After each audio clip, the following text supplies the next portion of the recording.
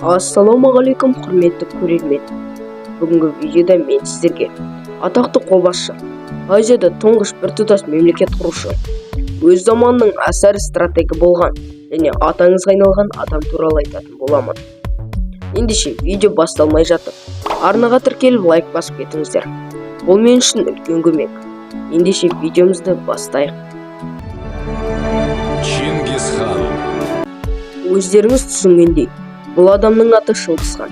Шыңғысхан Есугей батырдың отбасында дүниеге келді.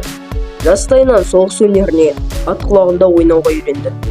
Моңғол империясының шаңырағын алғаш көтерген Шыңғысхан 1155 жылы Моңғолияның Кентау аймағындағы Анон өзенінің жағасында Болдоң деген жерде дүниеге келді. Темүжін 9 жасқа толған кезде әкесі татарлар қолынан қаза табады. Өзінің әскери талантының арқасында және дұшпандарының әлсіздігімен бытыраңқылығын пайдаланып 1183-1204 жылы көптеген жорықтар жасап бытыраңқы моңғол даласын біріктіреді. Билік үшін күресте негізгі жаулардың Меркіт тайпасының көсемі Тоқтадан бастап Найман тайпасының басшысы Таян ханға дейін талқандайды және де кең байтақ территорияны басып алды. Сөйтіп онда мекендейтін көптеген ру тайпалық одақтардың билеушісі болды. Осы жеңістерінің арқасында және тайпа көсемдерін өз маңына топтастырып, Темүжін дала ақсүйектерінің құрылтайының шешімімен 1206 жылы барлық тайпалардың ұлы ханы болып жарияланады. Шыңғысхан Есугейден кейінгі хан болып сайланады. Шыңғысханның атын моңғолдарды қорғасын деп Шыңғысхан атаған. Ішкі саясатта Шыңғысхан мемлекетті басқару үшін бір орталықтан бағындыруға күш салды. Түркі-моңғол тайпаларын мыңдық деп аталған әскери бөліктерге бөлді. Шыңғысхан бұларды жайылым жерлерімен, өз туыстарымен нояндарға еншіге бөліп берді. Сол кезеңде мемлекеттің басты заңы жасақ деп аталды.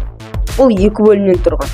Бірінші бөлімі Шыңғысханның өзі айтқан нақыл сөздерімен ел басқарудағы кейбір басты мәселелер туралы. Ал екінші бөлімі болса әскери, азаматтық істерді орындаудағы жалпы заңдар және оларды орындамағандардың жазалау түрлері болып табылады.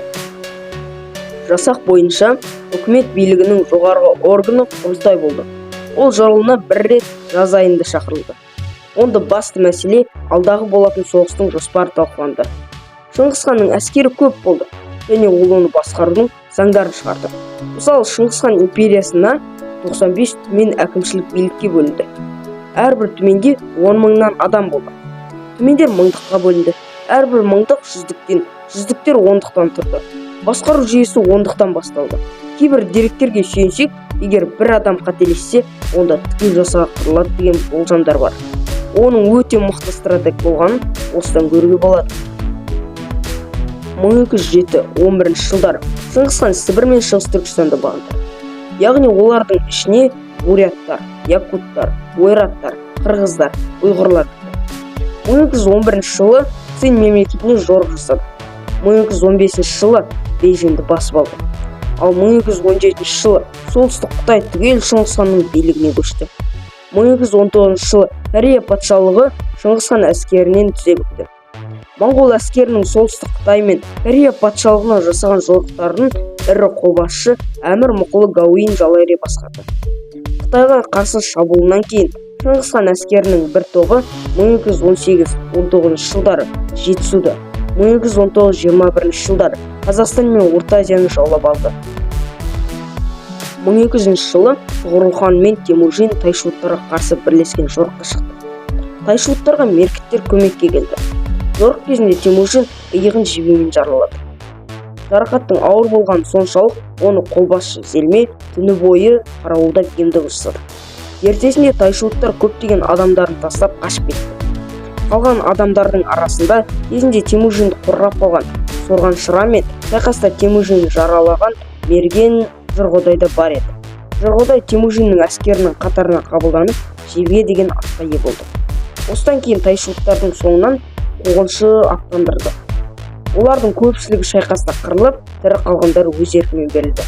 Бұл Темүжіннің ең бірінші үлкен жеңісі болады. 1201 жылы моңғол қолдары Темүжінге қарсы бірікті. Олар Жамұқаға адал болуға ант беріп, оны Гүрхан лауазымымен таққа отырғызды. Бұл жағдайды естіген Темүжін керейлердің ханы Тоғорылға шабарман жіберді.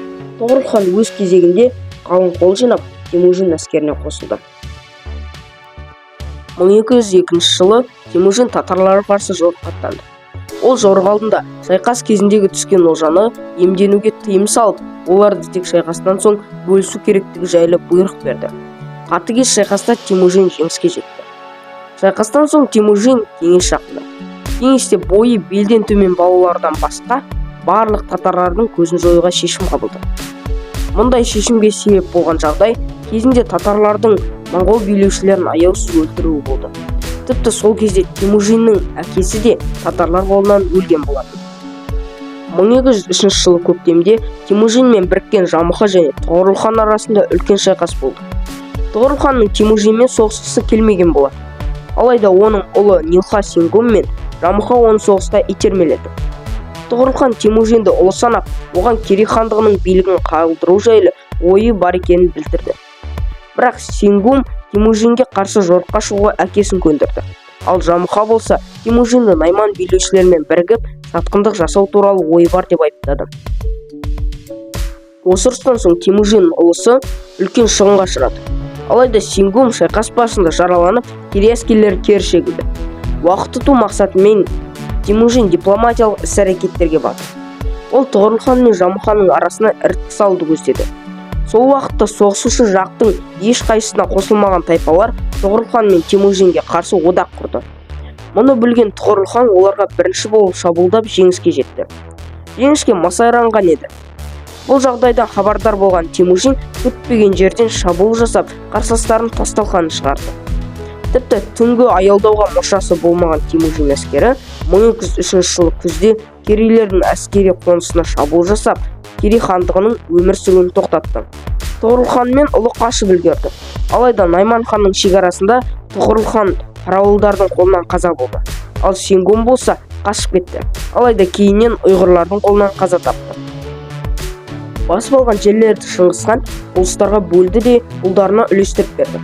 Жошыға ертістен Урал тауына, оңтүстікке қарай Каспий теңізі мен Арал төңірегіне дейінгі жерлер, солтүстік Хорезм мен Сырдария аймағы берді.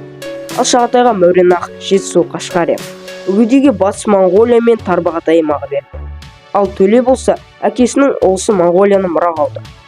Негізінен Шыңғыс ханның ұлдары көп болды, бірақ олар онша қатты беделге ие болмады. Шыңғыс хан 1227 жылы аңғыттарға кезекті шабуыл кезінде қаза тапты. Тіпті қазіргі таңда оны жерленген жерін ешкім білмейді. Ал жерлеуге қатысқан әскерлерді түгелдей өлтірді. Шыңғыс ханнан кейін де көптеген жерлерді бағындырып отырды. Бірақ ең ұлы ханы өлгеннен кейін мемлекеттің ұзаққа бармауы қалыпты жағдай. Осы сияқты Шыңғыс хан өлгеннен кейін төртілі өзара қырқышақ болып елді күйретіп жіберді. Осылайша Алып империя өзінің мәресіне жетті. Ендеше бүгінгі шығарылым аяқталды. Видео ұнаған болса лайк басып тіркеліп кетіңіздер. Бұл келесіде видеолардың үздіксіз шығарылуына мүмкіндік береді.